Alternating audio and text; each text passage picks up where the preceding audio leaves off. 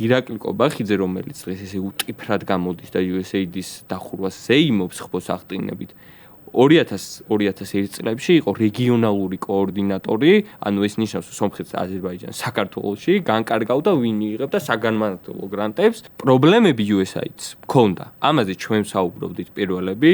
მაგალითად შეიძლება ყოფილიყო უფრო feasible და უნდა ყოფილიყო მათი განხორციელებული პროგრამები, ანუ მიზანშეწონილობა პროგრამების უნდა ყოფილიყო სხვა, მაგრამ იმაზე საუბარი რო აქ რაც რევოლუცია მზადდებოდა და ფინანსდებოდა, ეს სასაცილოა. სხვა პრობლემები ქონდა. თუ ფული იხარჯება, მოდი დაიხარჯოს სწორად, ხო? ანუ ბევრი პროგრამა იყო, რომელიც უკეთესად შეიძლებოდა ჩატარებულიყო ამაზე.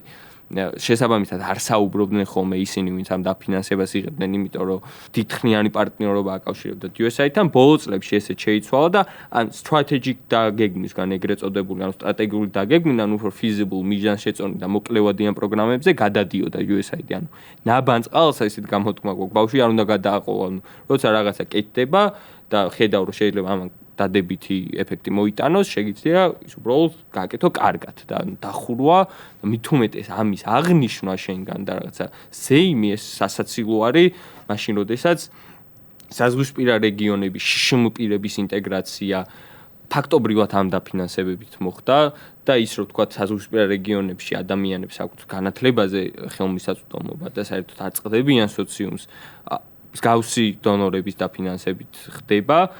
რა იქნება მომავალში და ამას სახელმწიფო რამდენად ჩაანაცვლებს, ეს ალკე საკითხია და დავინახავთ და გამოჩნდება შემდეგ წლებში.